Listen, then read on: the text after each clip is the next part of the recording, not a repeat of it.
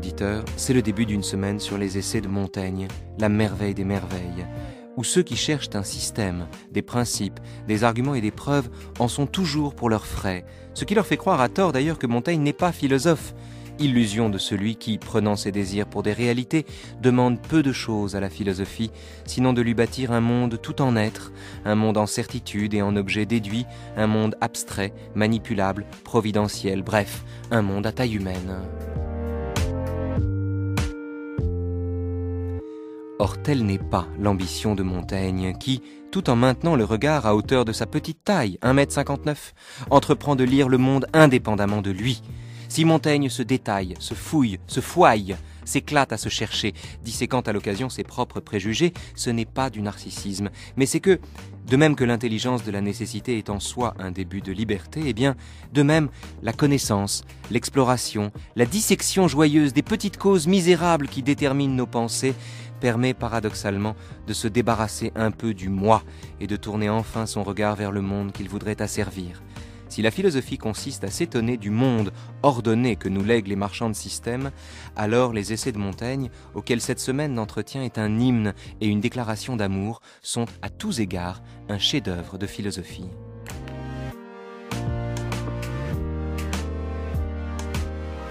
Un chef-d'œuvre dont nous allons vous parler depuis le château de Montaigne, au coin du feu, en compagnie successivement de Frédéric Brahamy, Ali Ben Makhlouf, Bénédicte Boudou, mais d'abord son biographe, son lecteur et, si j'ose dire, son ami, Jean-Yves Pouillou.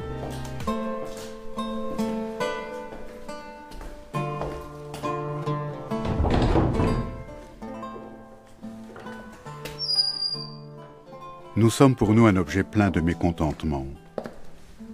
Nous ne voyons en nous que misère et vanité. Pour ne pas nous faire perdre courage, la nature a rejeté bien à dessein l'action de notre vue au dehors. Nous allons en avant à volo, mais inverser notre course vers nous, c'est un mouvement pénible. Les flots de la mer se brouillent et s'embarrassent ainsi dans leur action quand ils sont repoussés sur eux-mêmes. Regardez, dit chacun, les mouvements du ciel, considérez le public, la querelle de celui-là, le pouls d'un tel, le testament de cet autre. En somme, regardez toujours en haut ou en bas, ou à côté, ou devant vous ou derrière. Le commandement que nous faisait dans l'Antiquité le dieu fameux de Delphes était un commandement paradoxal. Regardez en vous, connaissez-vous, attachez-vous à vous. Votre esprit et votre volonté qui se dépensent ailleurs, ramenez-les en eux. Vous vous écoutez, vous vous répondez. Concentrez-vous, tenez bon. On vous trahit, on vous disperse, on vous dérobe à vous-même. Ne vois-tu pas que ce monde garde toutes ses vues resserrées au-dedans et ses yeux ouverts pour se contempler lui-même? C'est toujours de la vanité pour toi, dedans et dehors, mais elle est moins vanité quand elle est moins étendue. Sauf toi, ô homme, disait ce Dieu, chaque créature s'étudie la première et a, selon son besoin, des limites à ses travaux et à ses désirs. Il n'y en a pas une seule d'aussi vide et d'aussi nécessiteuse que toi qui embrasses l'univers. Tu es le scrutateur sans connaissance, le magistrat sans juridiction, et après tout, le sceau de la farce. Dans le chapitre 8 de l'art de conférer, toujours du livre 3, et c'est quelque chose de très important, je crois, parce que ça dit bien qu'il ne s'agit pas de formuler une opinion, de formuler un avis, d'arriver à un concept, comme diraient les philosophes. Il s'agit pour lui très explicitement d'essayer d'éprouver, et c'est ça le sens de « essayer », d'éprouver la manière dont se forment en lui les représentations, dont se forment en lui les idées, et les idées, on a dit de Platon qu'il avait un ciel d'idées. Pour Montaigne, c'est vraiment pas du tout la question. Les idées pour lui sont charnelles, les idées sont corporelles, elles sont nées des passions. Nous savons d'où vient des sens. Et ce mouvement corporel, ce mouvement qui est de l'émotion, de la colère, de l'ambition, enfin toutes les choses qui sont par la philosophie morale classique mises à l'écart, Montaigne, au contraire, les met au centre, au commencement de la pensée. Ce qui nous renseigne également sur la la façon qu'il a de faire de la philosophie. Gagnons du temps, Jean-Yves Pouillou. Oui, allons-y. Montaigne est un philosophe. Tout à fait. De plein droit, à part Tout à entière, fait. ce qui ne l'empêche pas d'être un immense écrivain. Tout à fait. Mais c'est un malentendu de le réduire naturellement à soit un travail de philosophe, Oui. soit un travail d'écrivain. C'est peut-être d'ailleurs un malentendu de séparer les deux. Peut-être que Montaigne nous aidera Absolument. à revenir sur cette fausse distinction. Mais quand j'ai avancé cette proposition il y a 40 ans ou quelque chose comme ça, j'ai dit Montaigne est philosophe, et je me suis fait tomber dessus par tous les littéraires et par les philosophes. Il prouve que vous aviez raison 2 fois. Peut-être, j'avais tort 2 fois en tout cas. En tout cas, raison d'avoir tort. ouais. Mais la façon qu'il a de faire de la philosophie, on dit souvent en philosophie, c'est même un lieu commun, que les questions sont plus essentielles que les réponses. Et c'est une phrase qu'on pourrait, à bon droit, assigner à Montaigne. Sauf qu'en général, quand on dit en philosophie que les questions sont plus essentielles que les réponses, on le dit parce qu'on présume qu'il y a une ultime réponse, certes inaccessible au philosophe, qui donc en a le désir, et vers laquelle il tend. Or, si chez Montaigne, les questions sont plus essentielles que les réponses, ça n'est pas parce qu'elles sont orientées vers un but, mais c'est parce qu'il questionne les questions elles-mêmes, plus qu'il n'apporte de réponse aux questions qui viennent en lui. Ça, je crois tout à fait ça. C'est ça faire l'épreuve de soi, si je peux dire. Il dit, quand je suis devant une rivière, pour la traverser, je sonde le gué. Et si je vois qu'il est trop profond pour moi, je reste sur la rive, mais au moins, j'aurais fait l'essai. Et j'aurais appris qu'il est trop profond pour moi. Et cette image est tout à fait intéressante parce qu'elle montre bien que ce qui est en jeu, c'est en fait un travail sur soi-même, c'est-à-dire faire l'épreuve de soi-même, faire l'épreuve de ce qu'on peut réaliser ou ce qu'on ne peut pas réaliser, de ses limites. Et pour revenir à l'adage de Delphes que vous citiez tout à l'heure, c'est en fait un des 2 sens. Le connais-toi toi-même. Le connais-toi toi-même, oui. C'est un des 2 sens de l'adage de Delphes. Le premier sens qui est le sens courant et qui me paraît un contresens, c'est essayer de se représenter qui on est. Bon. Ça, je crois que c'est un faux sens. Je crois que c'est un faux sens parce que l'adage de Delphes dit « connais-toi toi-même » en ce sens que tu dois faire l'épreuve de tes limites. Toi, tu es un homme, tu es inscrit dans le temps. Si vous prenez l'énorme texte qui s'appelle l'Apologie de Raymond de Sebon, qui est le grand texte central du livre 2, du livre 2, le chapitre 12, Montaigne y fait l'inventaire de toute la tradition philosophique et il termine son essai qui doit faire 150 ou 160 pages. C'est le plus gros essai de tous les essais. Il termine par 3 pages de Plutarque, qui sont prises d'un dialogue de Plutarque qui s'appelle « Sur le epsilon de Delphes », sur le E de Delphes. Et le E de Delphes, en grec, ça veut dire « ei », c'est-à-dire « tuer ». Et le Plutarque dit, ou plus exactement le personnage qui parle à la fin du dialogue de Plutarque dit « Le verbe être n'a de validité, à proprement parler, que pour Dieu. Non pas pour les hommes qui sont pris dans le temps, qui n'ont pas été, qui sont maintenant de façon transitoire et qui ne seront plus. Donc la seule personne, et il dit, nous n'avons aucune communication à l'être. Nous vivons dans le passage. Et l'on retrouve ici l'ambition de Montaigne qui ne peint pas l'être, mais le passage. Exactement. Et également qui dit... Il nous appartient de chercher la vérité sans la détenir. Il appartient de la détenir à plus grande puissance. Exactement, c'est la formule même. Mais alors, ce connais-toi toi-même de l'adage de Delphes dont on a fait, et c'est vrai que Montaigne, en tout cas un Montaigne vu de loin, un Montaigne mal lu ou peu fréquenté, peut nous laisser penser que Montaigne est le champion du monde de l'introspection, de celui qui se fouille, qui s'explore avec une certaine forme de complaisance. C'est même le reproche que lui fera Rousseau qui s'y connaît en complaisance. Montaigne, en l'occurrence, parle de se connaître soi-même, non pas au sens, comme vous l'avez dit, de se fouiller, de s'explorer, mais au contraire, de savoir quelle est sa place.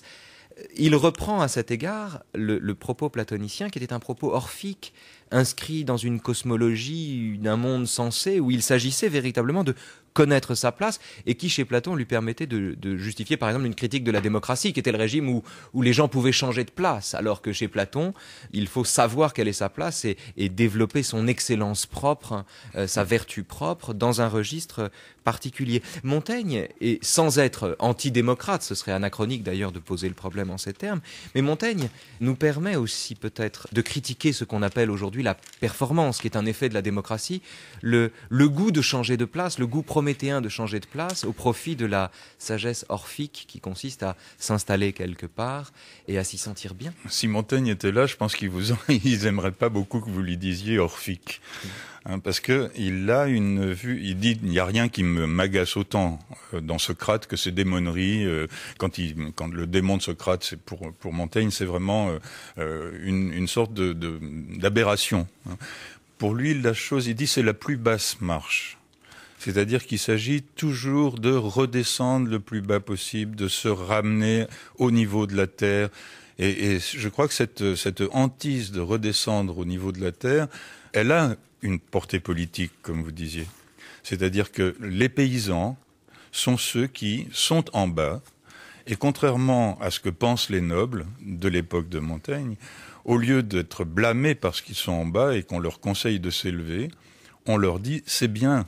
C'est là où tout le monde devrait être. On parlait tout à l'heure hors antenne de Pascal. Pascal a emprunté à Montaigne la gradation, la fameuse les humbles, les simples, les demi-habiles, les habiles et les chrétiens parfaits.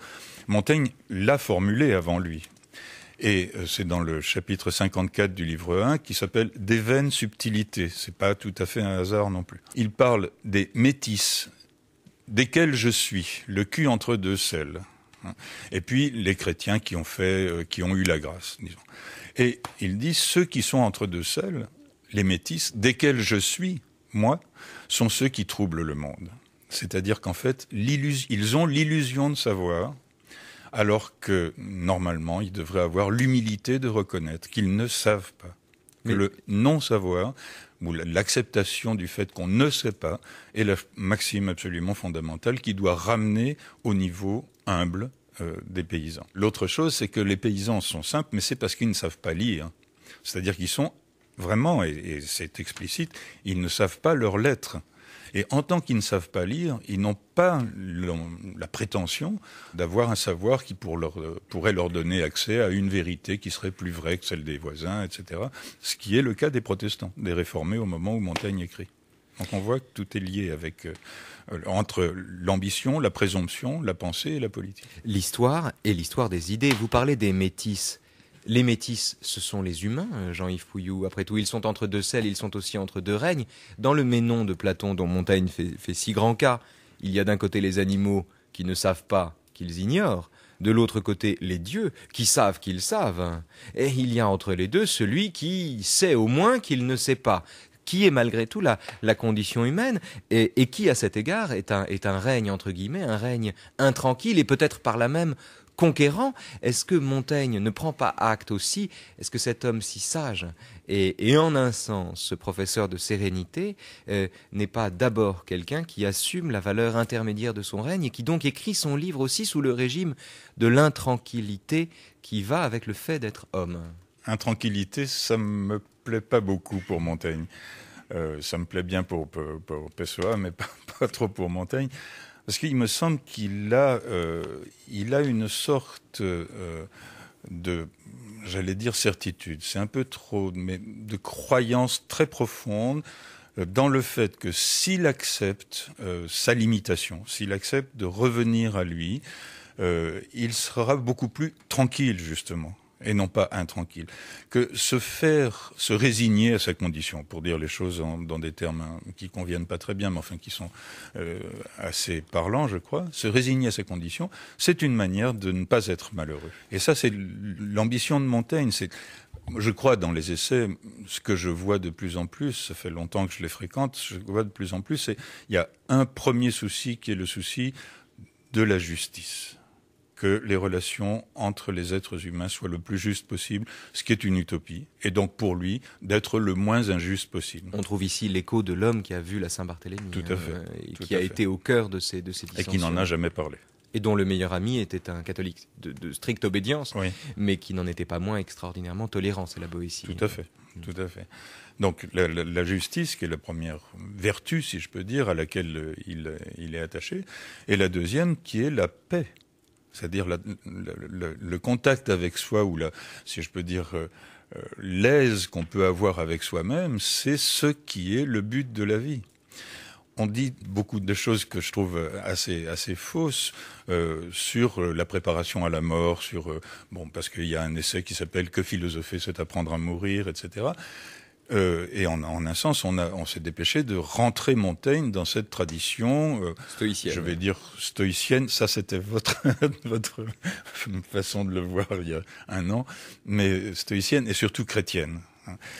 Or, si on prend cet essai que philosopher, c'est apprendre à mourir, Montaigne dit très clairement, oui, c'est ça qu'on dit, c'est ça que dit Cicéron, mais la vérité, c'est que ce qui nous meut vraiment, c'est le plaisir.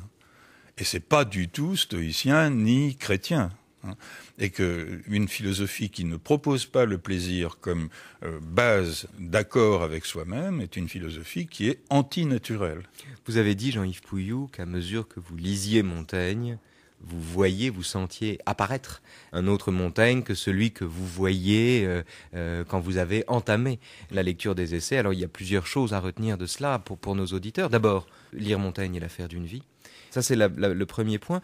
Le deuxième point, c'est sur cette question de guerre et de paix. On va revenir sur philosopher comme apprendre à mourir, mais sur cette question de guerre et de paix, est-ce que ce livre qui a la paix pour objet, qui fait la paix, ce livre merveilleux qui, comme l'éthique de Spinoza, apporte la paix, est-ce que cette paix ne procède pas non plus de l'aptitude à être, et je mets l'expression entre guillemets parce qu'elle est de Nietzsche, en guerre contre soi-même, faire campagne contre soi-même. Au fond, Nietzsche, dans Aurore, le paragraphe 370, dit « il faut toujours faire campagne contre toi-même ». Est-ce que Montaigne ne fait pas campagne contre lui-même en traquant dans ses propres paroles ce qu'elles peuvent avoir d'insincère, de dicté justement par le corps, par l'opinion, par l'humeur? Et au fond, est-ce qu'il ne cherche pas un lieu où il pourrait penser paradoxalement séparément de lui-même, de manière à être justement dans la paix avec l'autre? Quand Rousseau accuse Montaigne d'être complaisant à l'égard de soi-même, c'est une très grande injustice à l'égard de Montaigne. Montaigne ne se passe rien. Et il est tout à fait évident que c'est pas du tout, il se regarde pas le nombril. Il s'étonne. Je vous rappelle que s'étonner, c'est le commencement de la philosophie. Iris est fille de Thomantis. Et l'étonnement, l'admiration, comme on dit dans le vieux texte, est le commencement de toute philosophie. Admiration au sens de étonnement. Et Montaigne s'étonne lui-même. Il dit « Je ne connais monstre plus express que moi-même », qui est une formule qui est un peu brute, mais qui est extrêmement intéressante, parce que elle désigne un véritable travail, un exercice de pensée, qui est beaucoup plus difficile qu'on ne croit, qui vise à essayer de traquer en soi les mouvements inaperçus, les pensées fuligineuses, etc. Il dit « Je laisse mon esprit galoper comme un cheval échappé, et j'enregistre ce qu'il dit pour lui en faire honte à lui-même plus tard. » On ne peut pas dire que c'est de la complaisance, là. Donc, de ce point de vue, vous reprendriez à votre compte l'expression d'être en guerre avec soi-même? Enfin, en guerre, ça me gêne un peu, parce que c'est pas si violent que ça, mais en tout cas, en essayant de s'écarter de soi-même pour se regarder faire. D'être sans pitié, peut-être. Sans pitié, certainement. La deuxième chose, pour revenir à votre propos, c'est que la relation qu'on peut avoir avec l'autre, avec les autres, est une relation qui est très complexe, comme chacun sait, mais qui repose sur toute une série d'habitudes sociales, etc., qui ont pris le dessus par rapport à des relations réelles de personne à personne. Elles sont donc entachées d'une sorte de vice fondamental que Montaigne désigne, au moins à 2 reprises dans les essais, sous le nom de mentir, le mentir. Le mentir est un maudit vice. Et il dit ça dans 2 chapitres, dans Démenteur, dans le premier livre, et dans Du démentir, dans le deuxième livre. Et il dit que celui qui ment fausse la confiance publique et à la fin dissout la société. C'est-à-dire que la seule voie à ses yeux en tout cas, pour que les êtres humains vivent dans une paix relative, c'est qu'ils soient sincères les uns en face des autres. Mais ça n'est pas facile. Ça n'est pas facile, et si vous prenez l'art de conférer, le chapitre 8 du livre 3, vous vous apercevez que Montaigne dit « Il est malaisé, dit, j'aime entre les galants hommes que les mots aillent où va la pensée, mais il est malaisé d'y convier les hommes de notre siècle, parce que nous sommes un peu trop tendres, un peu trop souples, un peu trop lâches, tout simplement. Et que là, ça pose un véritable problème. Il est assurément difficile d'attirer à cela les hommes de mon temps. Exactement. Ils n'ont pas le courage de critiquer les autres parce qu'ils n'ont pas le courage de supporter de l'être, et ils parlent toujours avec dissimulation en présence les uns des autres. Alors, le chapitre sur l'art de conférer, c'est-à-dire le chapitre 8 du livre 3, est un prodige.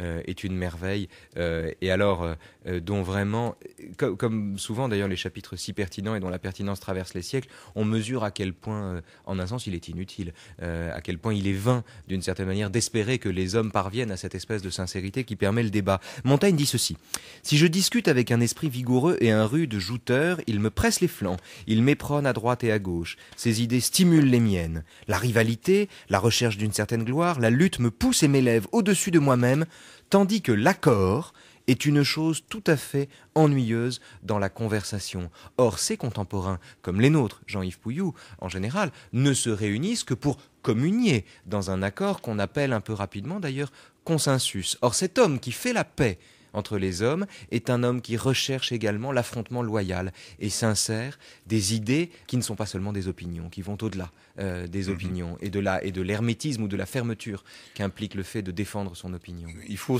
essayer de repenser à la circonstance historique dans laquelle ça s'est passé. Il a écrit ça au moment des guerres de religion, au moment où Montaigne, où nous sommes là, était menacé par les troupes protestantes catholiques, etc. Donc passait d'un côté à l'autre, où il est parti en plus. Enfin, c'était très compliqué la vie à Montaigne à ce moment-là, et les combats étaient sanglants. C'est-à-dire qu'à l'intérieur même d'une famille, Montaigne avait un frère qui était réformé, donc ça passait vraiment, ça divisait à l'intérieur même du groupe le plus resserré. Je dirais des choses que tout le monde sait, mais c'est quand même au nom de la religion qu'on a fait les plus grands massacres de l'humanité, y compris au XXe siècle. Enfin, c'est quelque chose de monstrueux. Et Montaigne a une conscience extrêmement précise de ça. Il dit dans le chapitre 10 du livre 3, qui s'appelle « De ménager sa volonté », il dit que sa position, c'est-à-dire sa tolérance, pour employer un mot qu'il a employé, mais pas très souvent à son propre propos, sa tolérance a fait qu'il était au guelfe gibelin, au gibelin j'étais guelfe. C'est-à-dire, je fus peloudé, on m'a pris la peau à toutes mains, de tous les côtés. Et on voit très bien comment, au contraire d'être une position confortable, d'être tolérant, est une position extrêmement menacée, extrêmement inconfortable.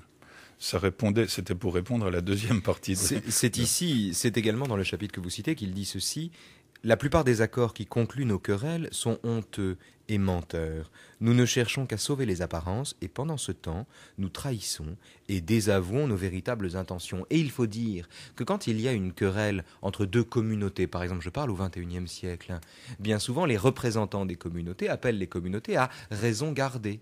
Or, dans leur esprit, raison garder signifie éviter les sujets qui fâchent, alors que raison garder au sens littéral, c'est remplacer le coup de poing par l'échange d'arguments, ce que Montaigne appelle déjà de ses voeux à l'époque. Il n'y a pas de paix sans un dialogue sincère, ouvert ou loyal. C'est-à-dire, il n'y a pas de paix sans un affrontement loyal. Absolument. J'aime, dans le passage que vous avez lu, j'aime que les mots aillent où va la pensée. C'est quelque chose d'absolument fondamental. Parce que c'est la seule solution, à ses yeux en tout cas, et je dirais au mien aussi, pour que les compromis, tous les facteurs nocifs, peut-être pas tous, mais enfin que la plupart des facteurs nocifs de querelles entre les êtres humains non pas s'effacent, parce que malheureusement ça s'efface pas, mais en tout cas s'apaisent d'une manière ou d'une autre. Au fond, faire la paix, ça n'est pas faire taire les conflits ou les faire taire provisoirement, puisque c'est toujours provisoirement qu'ils se taisent, ils restent comme le diable dans la boîte, mais c'est remplacer la trêve par l'instauration de la concorde qui passe par un affrontement loyal. On pourrait le dire de cette manière. Tout à fait. Le deuxième point, pour revenir à quelque chose que vous évoquiez au début, c'est que ce conflit existe en moi-même. C'est-à-dire qu'il existe aussi en nous. Nous ne sommes pas des êtres unifiés, nous ne sommes pas très cohérents, nous sommes tiraillés par des désirs contradictoires, nous voulons et ceci et cela en même temps, et la question c'est comment est-ce que je vais arriver à négocier, à construire une manière de me relier à moi-même. Comment est-ce que est-ce qu'il est possible, et est-ce que je peux le faire, construire une économie de moi à l'égard de moi-même. Et je crois que c'est ça aussi un travail que Montaigne a entrepris, qui passe par, premièrement, la reconnaissance des limitations dont on parlait au début, et deuxièmement, par une forme de souplesse par rapport à soi. C'est-à-dire que Montaigne, et ça a choqué des gens qui étaient des sectateurs de la vertu, ça a choqué beaucoup de lecteurs moraux, Montaigne ne se demande pas d'être bon et vertueux. Il regarde comme il est et il essaie de s'accommoder, c'est un mot qu'il emploie souvent, de s'accommoder de sa manière d'être. Et on voit bien que ça n'est pas bien ou mal, que ça n'est pas vertu ou vice, mais c'est reconnaissance des plis. C'est un mot que j'aime bien employer à propos de Montaigne, mais qu'il emploie lui-même, des plis qui nous constituent. Nous sommes des êtres avec des plis qui sont dus à l'habitude, qui sont dus à la société dans laquelle nous sommes. Parce que je suis ici, à Montaigne, je suis catholique, et je suis catholique parce que c'est la religion du pays où je suis. Comme on est périgourdin. Voilà, nous sommes chrétiens à même titre que nous sommes périgourdins ou allemands. Ce qui est une phrase qui est assez bizarre, pas tout à fait à prendre au sens où on l'interprète d'habitude, mais enfin peu importe. C'est-à-dire que, en fait, c'est un pli qui nous est donné. Il dit dans un autre chapitre de la coutume et de n'en changer aisément une loi reçue, les miracles sont non selon l'être de la nature, mais selon l'ignorance en quoi nous sommes de la nature. C'est-à-dire qu'en fait, ce que nous appelons miracle, en fait, ça n'est pas un miracle aux yeux de Dieu, c'est simplement que nous ne savons pas les raisons pour lesquelles les phénomènes se produisent. Et ça devrait me conduire dans ma manière d'être, dans ma manière de me comporter, et avec les autres, et surtout avec moi-même, à être plus tolérant avec les choses qu'une morale rigoriste pourrait me reprocher. Il y a, autrement dit, j'essaie d'être gentil avec moi. Et c'est une grande leçon, si on réfléchit un petit peu. Il y a un certain nombre de limites à cette gentillesse. La première, je l'ai citée tout à l'heure, c'est le mensonge. La deuxième, c'est la cruauté. Et ces deux limites sont des limites absolues pour Montaigne. Il n'y a pas de transaction possible. On ne transige pas avec les menteurs, on ne transige pas avec les êtres cruels.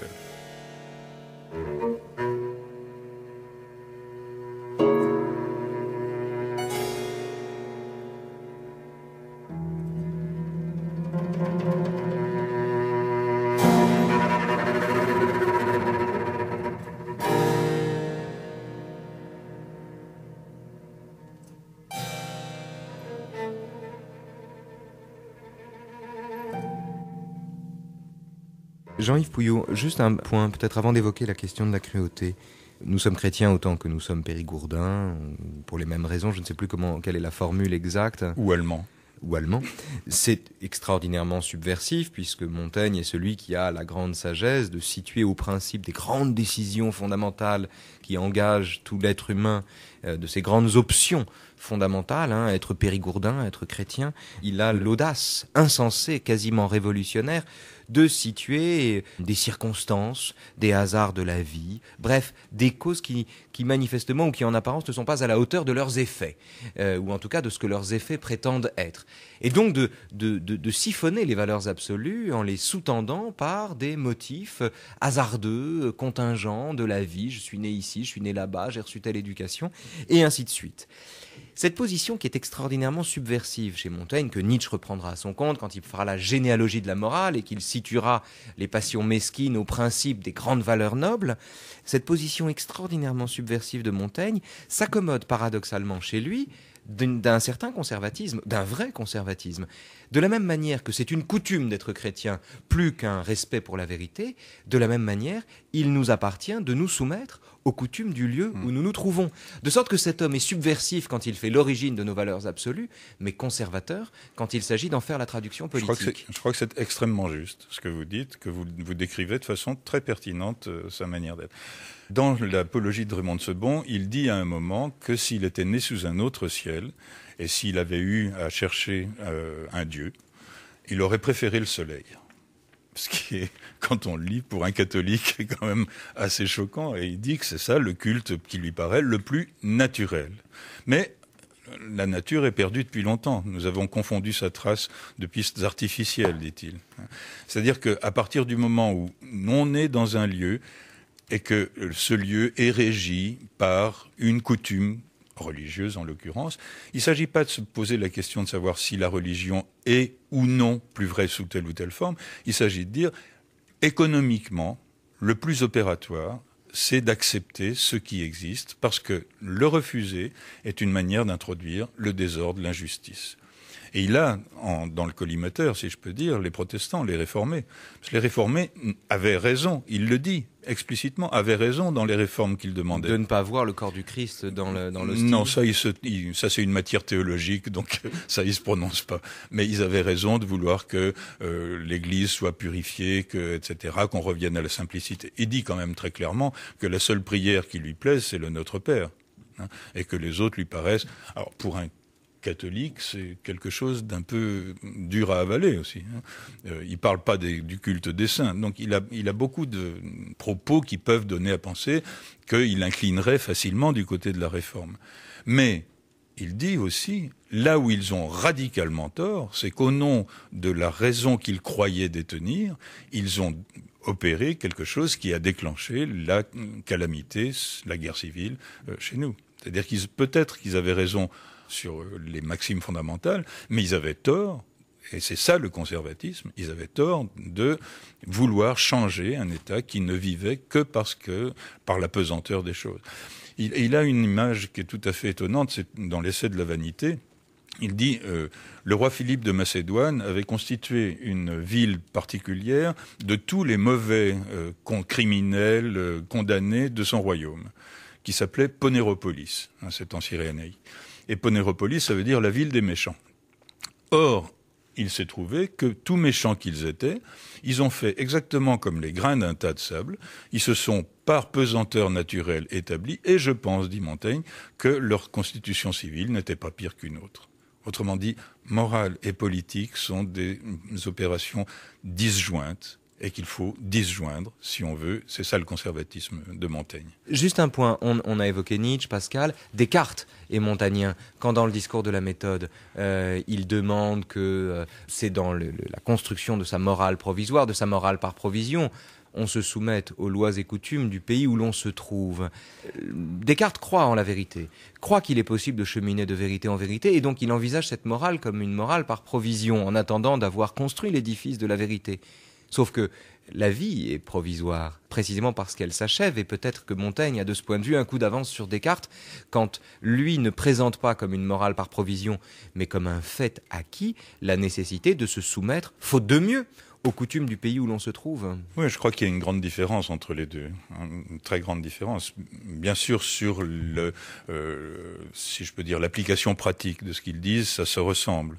Mais pour Montaigne, c'est une solution purement pratique. Je veux dire, elle n'a absolument pas. Enfin, il est légitime de soutenir les institutions du pays dans lequel on vit. Point. Parce que vouloir les changer, c'est s'arroger la pensée qu'on aurait raison sur l'organisation de la société.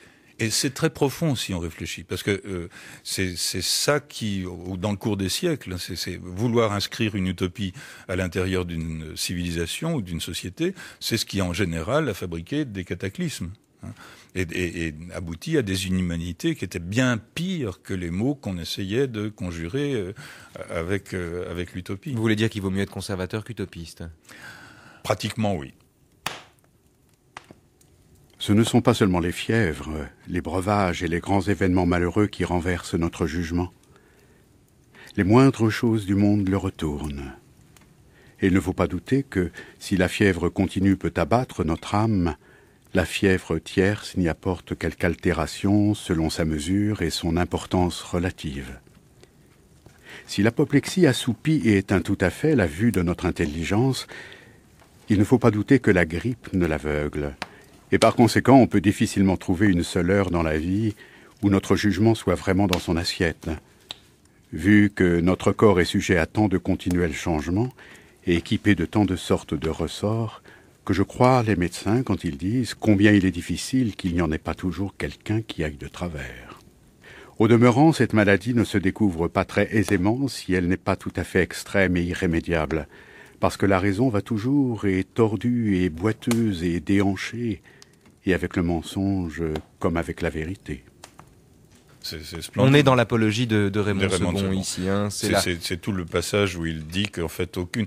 la tradition morale a essayé de mettre les passions dans le mauvais panier, si je peux dire. C'est mal, les passions, etc., etc. Montaigne dit non, pas du tout. Il n'y a aucune grande action vertueuse qui ne se fait sans les passions. C'est-à-dire que tout, en fait, est d'origine affective, passionnelle, et que c'est ça le point fondamental. Que c'est donner beaucoup trop de prix à la raison que de l'imaginer capable d'éliminer les passions ou de s'en passer. Les passions sont notre armature, y compris intellectuelle. Rien de grand dans le monde ne s'est accompli sans passion. Cette fois-ci, c'est Hegel qui s'inspire de Montaigne. Exactement. Et avant lui, Spinoza, dans son traité des passions, la 3e partie de l'éthique, se propose de géométriser les passions. On a cru à tort que c'était une façon de rationaliser les passions. Pas du tout. C'est en réalité une façon de n'en exclure aucune du champ de la connaissance. Tout à fait. Tout à fait. Et c'est une manière de reconnaître que les idées sont, si je peux dire, partie intégrante des passions. Enfin, peut-être que c'est brutal de le dire comme ça, mais... Ou qu'elles sont des passions elles-mêmes. Qu'elles sont des passions elles-mêmes.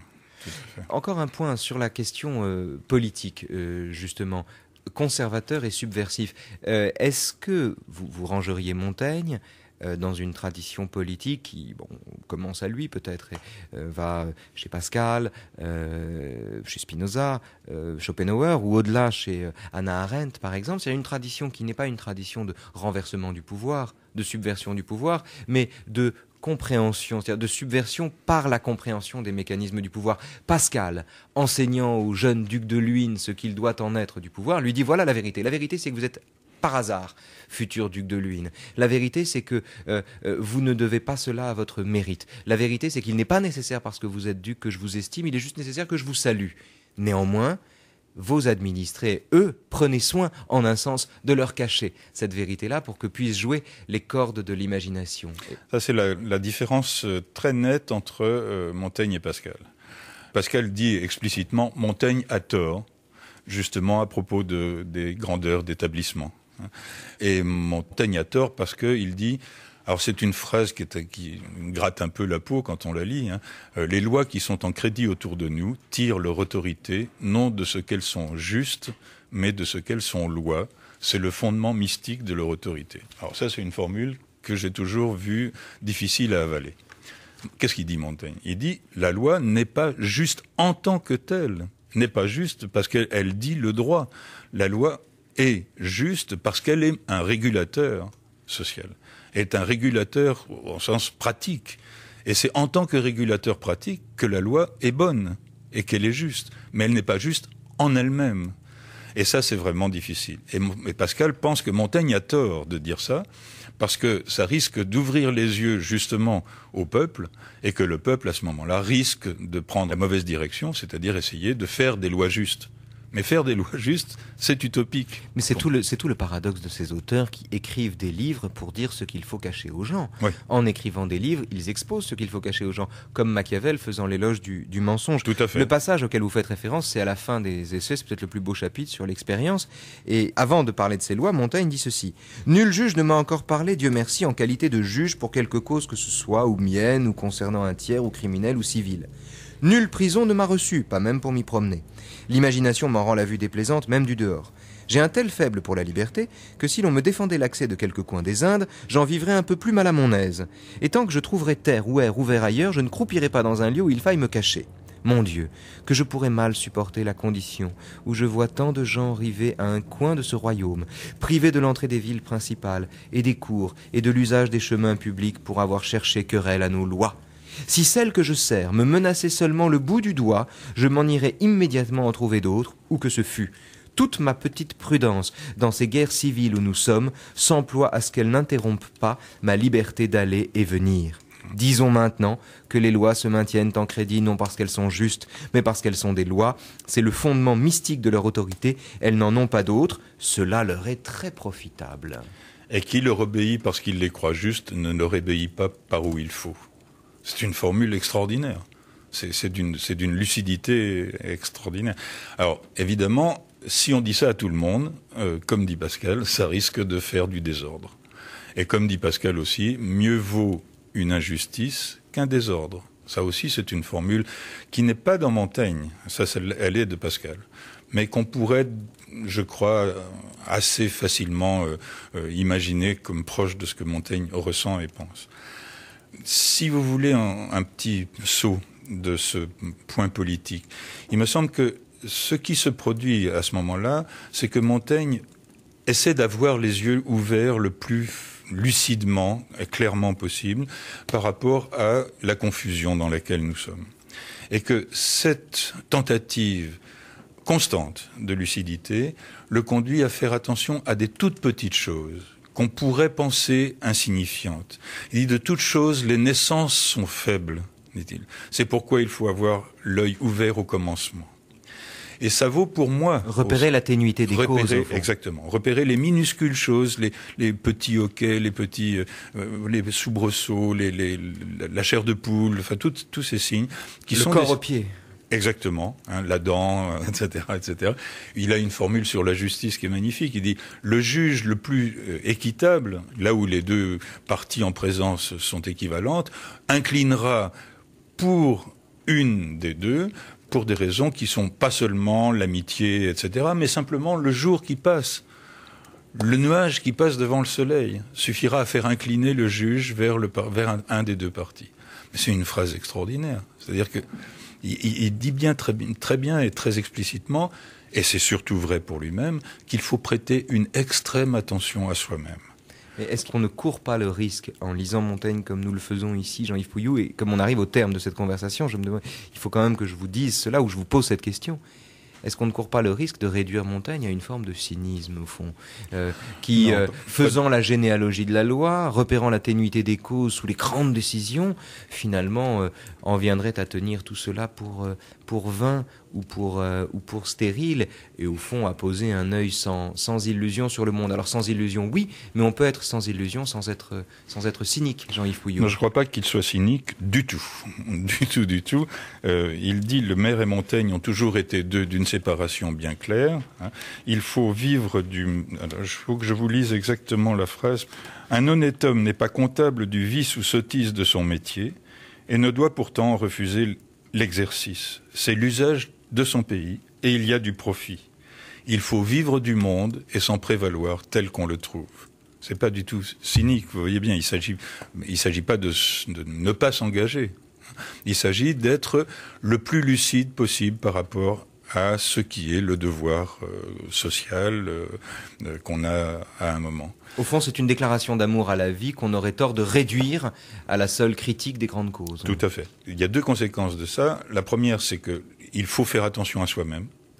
Quand je me confesse à moi, religieusement, dit-il, c'est-à-dire avec beaucoup de soin et beaucoup d'attention, je trouve que la meilleure bonté que j'ai a de la teinture vicieuse. Donc même ce que je pense être bien chez moi, si je fais très attention, je m'aperçois qu'il y a une teinture vicieuse. Et donc il faut que j'y sois attentif. Et cette attention à soi-même, elle est absolument essentielle. Elle est, je crois, le leitmotiv de Montaigne, d'un bout à l'autre des essais, à travers toute sa vie, de 72 à 92, pendant 20 ans, d'écriture en tout cas. Et l'autre chose, c'est que ça donne par ricochet ce que j'appelais tout à l'heure une sorte de paix, une sorte d'accord avec les autres, avec le monde, qui est ce que je cherche. Quand je danse, je danse. Quand je dors, je dors. Ça, c'est la fin. Ça, c'est la fin. C'est merveilleux. C'est-à-dire qu'il y a tout d'un coup une sorte d'adéquation de mon humeur au monde. Je ne dis pas que j'ai transformé le monde, mais je me suis plié au monde. Je me suis, en faisant attention à moi, je me suis plié au monde. C'est pas très, très révolutionnaire. Mais c'est en fait une révolution intérieure extrêmement difficile, qui, contrairement à ce qu'on dit, n'est pas du tout complaisante, mais qui est très difficile à acquérir. Mieux vaut prendre la réalité pour son désir que ses désirs pour des réalités. Par exemple.